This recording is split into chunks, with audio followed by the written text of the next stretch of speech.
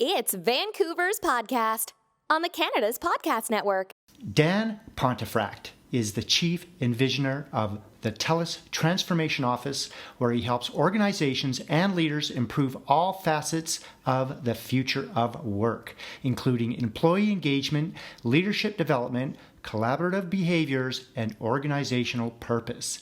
He is an international keynote speaker, an adjunct professor at the University of Victoria's Gustavson School of Business, and the author of 3 books, including his latest, Open to Think, Slow Down, Think Creatively, and Make Better Decisions. Well, Dan, welcome to the show. Thanks for taking the time today to be here for all our listeners. Robert, it's my sincere pleasure. Thanks so much for having me. Let's rock. Okay, well, tell us a little bit more about yourself. I know you're in Victoria, but give us the details on your current business. Well, I like to think of myself as a man of the people, Robert. So my real entire career now as a 47-year-old has led me to be a Sherpa, if you will. I'm really, I think, put on this planet to help others become better people, whether those are individual contributors, managers, directors, VPs, EVPs, you kind of name it. And why? Because that's really the pertinent question. Well, I started out thinking I wanted to be an educator, meaning an educator of kids.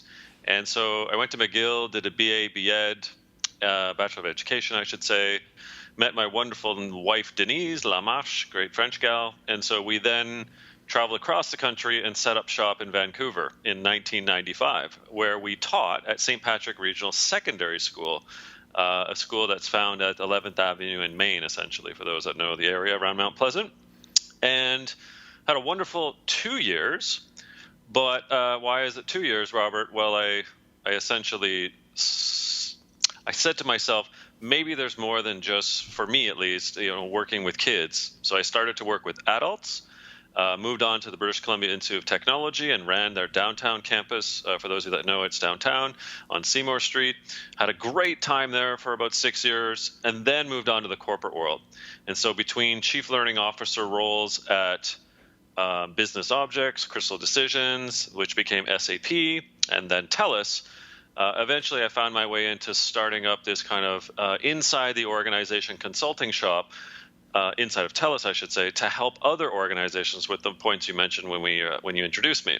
And so this whole kind of career of between education and leadership and learning and technology and culture and purpose has been really my life's work. And so these days, I'm happier than a pig at the trough when I'm getting to work with organizations and people on what they may see as opportunities for changing the way in which they operate as a leader, as a business, and so on. So that's a bit about me, Robert. Okay, now, did you need financing to start your company, and how do you currently make money in your business now?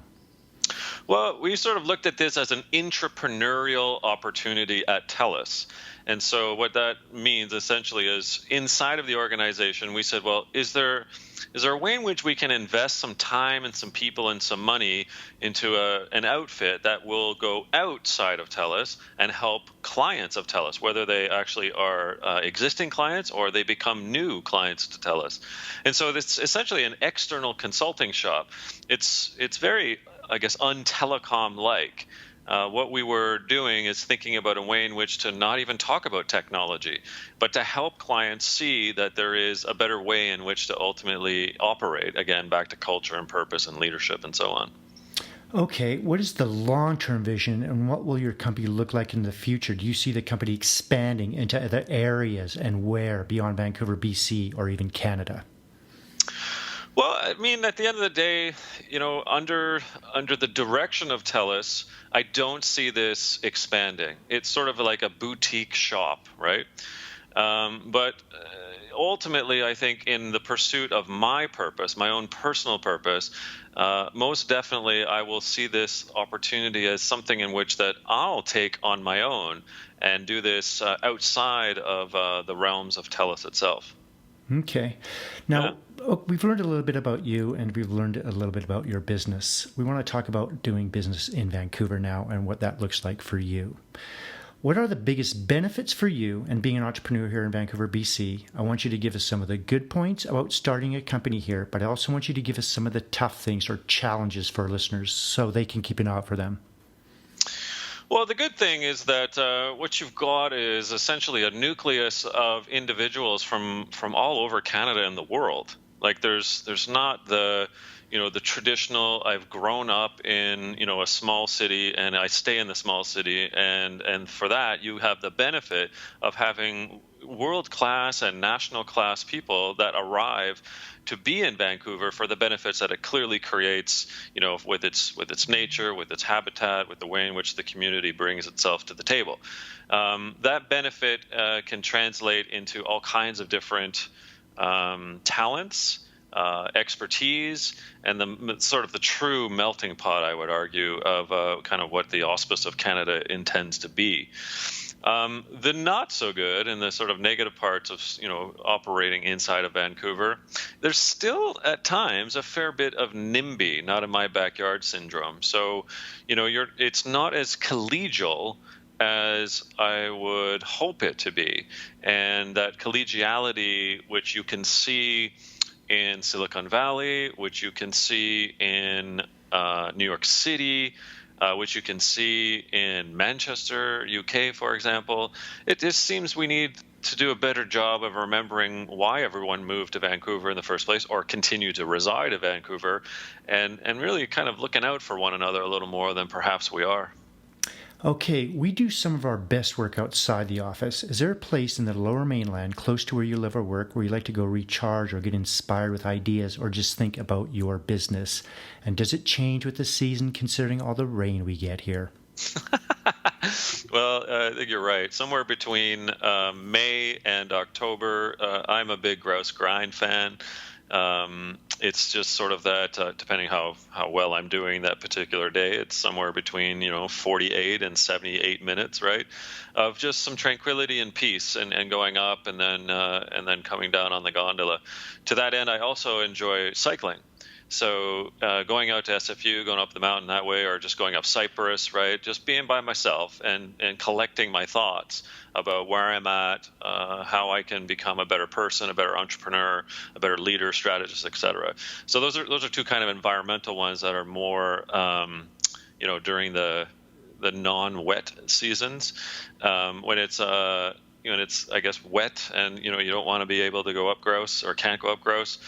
Funny enough, I like going to the Vancouver Public Library, and I do this all year, but, wonderful architecture. But once you're inside, you're just surrounded by both people and intelligence from the books and the people.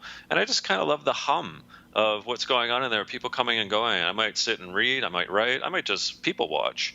But it's one of the landmarks in the city. But for me, it's not just a landmark of what it looks like; it's what's in it that helps me, again, with my thinking and my intellect and my development. Okay, we have a lot of international listeners, so this next question, I want you to speak to them. If you were to start all over again and you just moved here to Vancouver, BC, but this time you don't know anyone, knowing what you know now, what would you do and how would you go about starting all over again as an entrepreneur? I guess I'd first of all figure out how to do dragon boating. It seems like everyone knows how to do that. But cheeky comment aside, you really have to find ways in which to plug yourself into the Vancouver habit of being athletic and social athleticism. So whether that's joining running clubs or whether that's getting into the Bikram yogas or whatever it is, cycling clubs, if you're not kind of patched into some of the athletic pursuits the city has and joining those types of communities, you're missing out on the wonderful opportunity of networks. And again, back to my earlier point of I think we can do a better job of not being as NIMBY. When you are joining those types of athletic pursuit clubs and groups, you're breaking a boundary that otherwise I don't see in other cities in terms of its loveliness. And so if I had any piece of advice, I'd say don't sit at home and work all day. Don't sit at night and stare at your laptop. Don't go to the coffee shop and just put your earbuds in and pump out another report or another consulting shop article or code, whatever your fancy is, I'd say, look, get out and meet people, and particularly so in Vancouver's habitat, do so with some of those athletic pursuits. So it's good to be athletic and be outgoing and have some kind of a focus, whether it be like volleyball or spinning or something that kind of gets you rolling. Yeah, and even a couple, right? I mean, you can push yourself into, and again, Vancouver is so great about different levels of class in terms of where you're at ability-wise. So for every, beach volleyball group that you see that look like they could be in the Olympics, there's, the intermediate and beginner levels as well. So that I find quite cool with the way in which Vancouver operates. There's no elitism about the different types of athletic pursuits. Okay, let's talk about your routine. What does the first hour look like for you when you get up in the morning? Do you have a specific routine or a ritual that helps you get motivated, start your day? Well, ever since 1995, I've shaved my head, so I'm a bald guy that did the Marc Messier a long time ago. So obviously it starts with a shower and spending 10 minutes in that shower thinking. And I do this out of habit every day because it's just that 10 minutes of almost meditation inside of the shower whilst I'm shaving, just thinking about what's working, what's not. I refuse to take a meeting before 9 o'clock. I know that sounds odd to some, but whether I'm on the road or whether I'm in Vancouver or I'm working from home, I usually generally start around 7:30 in the morning, but that 90 minutes is me time, I call it. And those 90 minutes allow me both to process the day, the week, the month, the year, but it also allows me some opportunity to advance things that have either come in overnight, advance things that I'm kind of needing to set some time aside to work on, or sometimes that 90 minutes might be a bike ride. That might be one of those opportunities where I go, I'm like, you know what, I got the time, I've built it in. Tuesdays and Thursdays of this week, I'm going to go out for the bike ride, 7:30 to 9, and I take the shower afterwards. If you follow my day shift there, so. I think, too many people get into their day and start with meetings, whereas I'm antithetical to the always being busy mantra. I think that the more that we're repatriating our time, and for me, a lot of that comes at the beginning of the day, the better you are, the calmer you are, the more meditative you are, and I just think you become a better person. Do you think entrepreneurs have to be weird or unique in a positive way or are wired differently? Yeah, I get this question a lot, actually. I think we're all entrepreneurs. The word drives me bananas to a degree because everyone has to have in their lives the ability to be entrepreneurial, and that might be various degrees, right, of course, but we need to be entrepreneurial in our lives from the perspective of we're running a family, let's say. In my case, I've got 3 kids and Denise.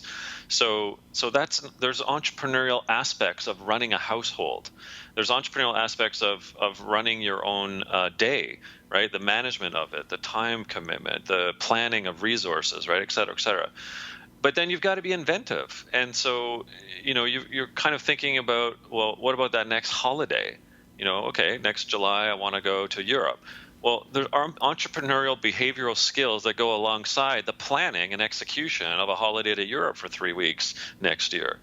So I think, first of all, I'm not taking a knock out of the question. It's that I get this bitter taste in my mouth when we describe, oh yeah, he's an entrepreneur, she's an entrepreneur, and they're not.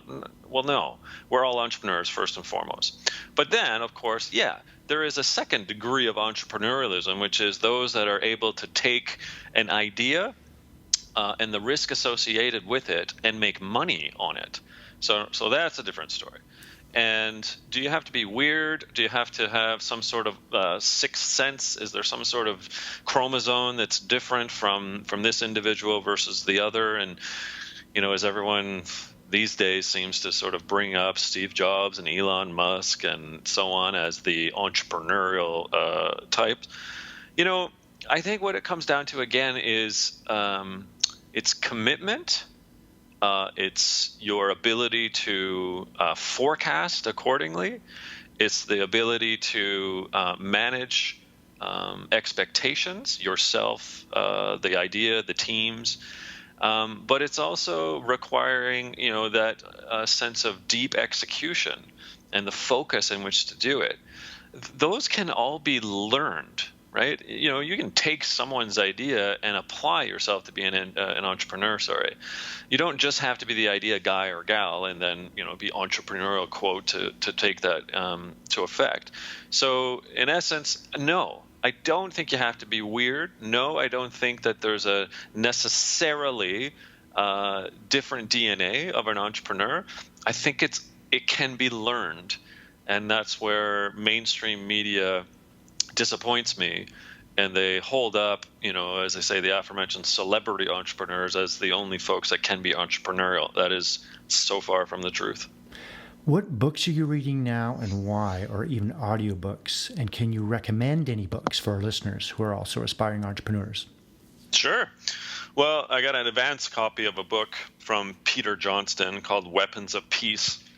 It's a book about negotiation, using war as in Hitler's time, how to negotiate out of the atom bomb.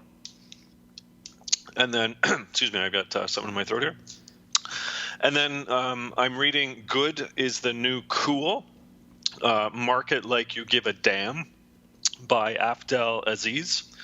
And it's ultimately a book about how do you use purpose and how do you use social good as an opportunity to really change the world.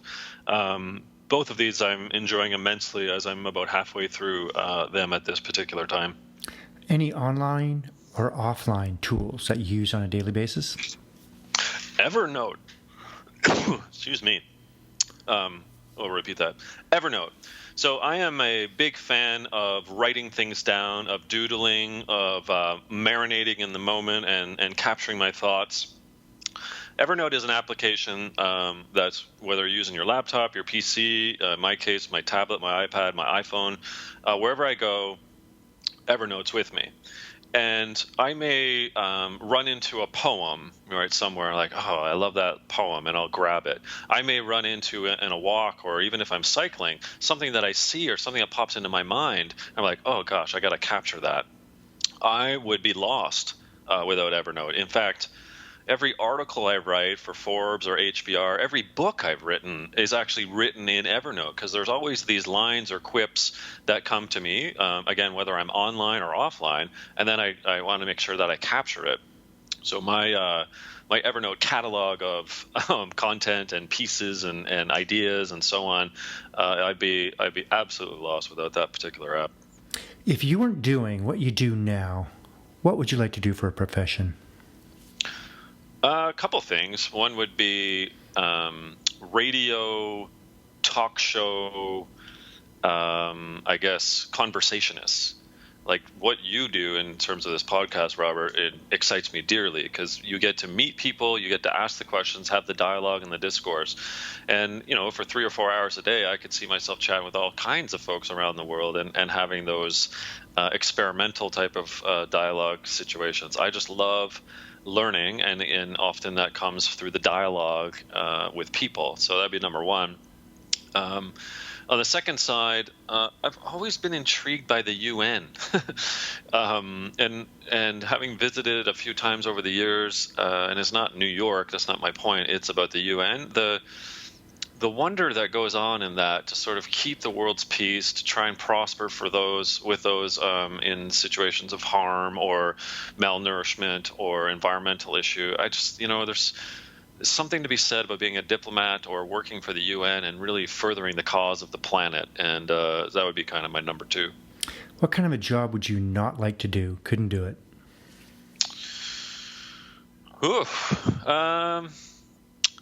I guess I'd say coder. The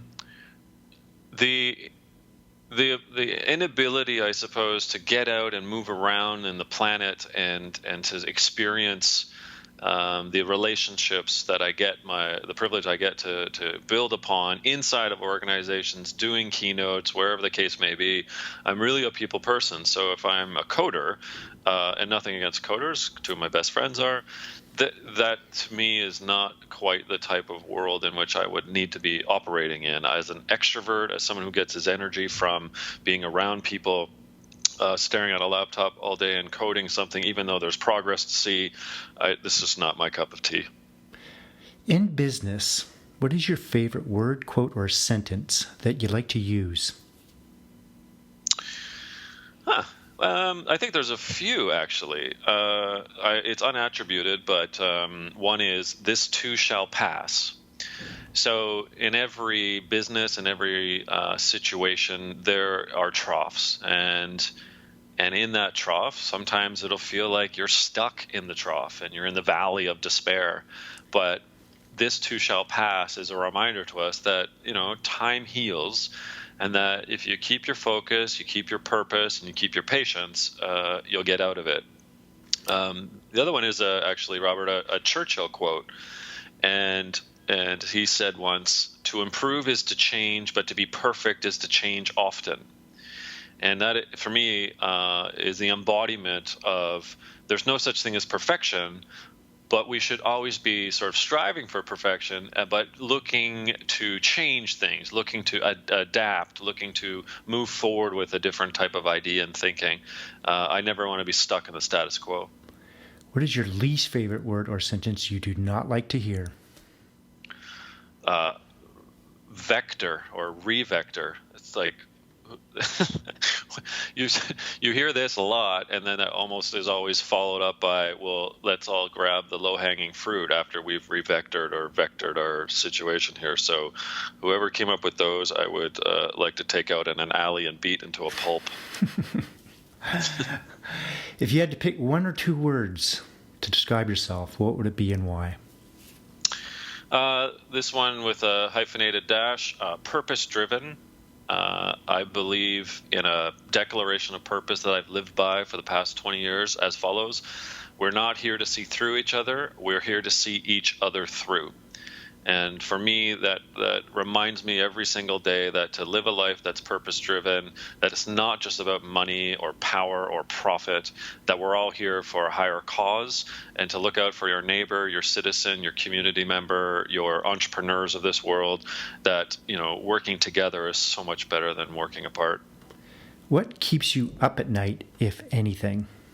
That's why I take melatonin, Robert, because I need about 10 milligrams a night to not be thinking, and everything keeps me up. I am an idea guy, I suppose, and I'm always thinking about what's right, what's wrong, what's the possibility, what's the art of the impossible, and how do you get out of that? How do you reverse engineer things? How do you engineer things, right? I mean, I could go ad infinitum with you for the next 50 minutes about what I think about at 11 o'clock at night.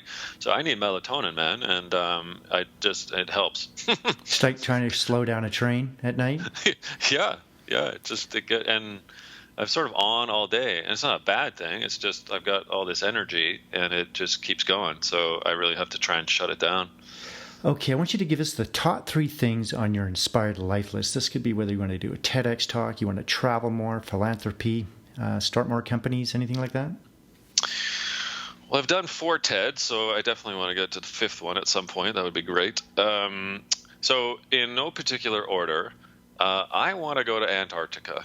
And I want to see the emperor penguins. I think those are the coolest things on the planet, next to my fondness for orca whales and elephants. But if I can get to that continent, I would nail all the continents as well. So it's a 2 for 1. So that would be there, very high on the list.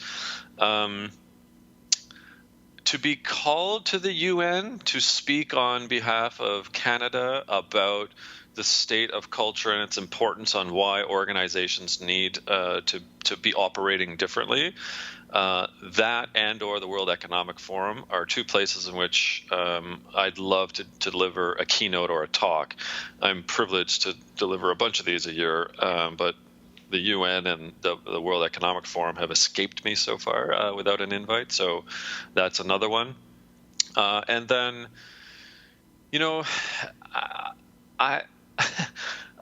I don't know if it's about me, and maybe this is too highfalutin an opportunity or a goal, but if there's ever a way in which to find myself chatting with a leader, that is moving the populist movement forward, denigrating the open democratic society that we ought to be thinking and utilizing.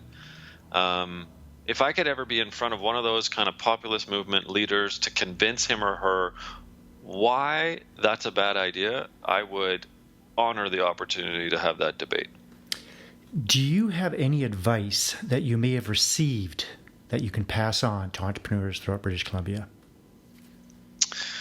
Well, Brian Scudamore, who's rather famous in our neck of the woods as the founder and owner of 1-800-GOT-JUNK, plus the O2E brands that he now has under him, is famous for many things. But one of them that I love about him that I learned was his own purpose statement, and that is make meaning, not money. So Brian has made oodles of money, and he's given tons of it back. But in any of the organizations that he's founded and continues to work with and work for, he's always about a higher sense of meaning, and that's, to me, the best type of advice that any entrepreneur ought to be given and uphold, is that it's not just about the money. Yes, it's important. Like you can't operate if you don't have profit and or revenue. But for that to be the mode of why you're in business defeats the purpose of why we're here on the planet. So make meaning, not money, is kind of my homage to Brian Scudamore. Okay, Dan, are you ready to have some fun? I thought we were having fun. So you mean more fun, Rob? We're going to have more fun. It's getting even better for you.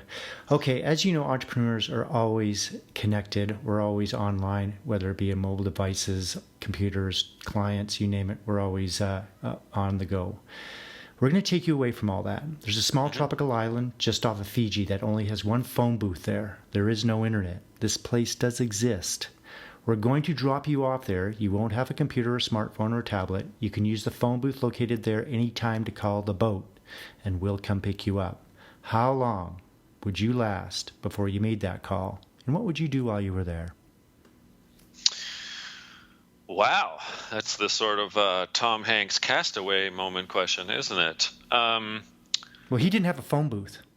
That's true. That's a good point. Yeah, he had...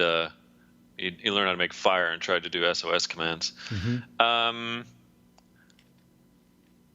I suppose that around the 2-year mark, I'd get on that phone. 2 years? Oh, God, yeah. I mean, I can be swimming in my thoughts for days. And whether that's reciting the poetry that I've got memorized in my head, whether that's contemplating the why of our existence, I welcome a day where we are able to pay homage not just by scripture and writing, but actually doing what you say in this island, that's what the Greeks used to do in the agora.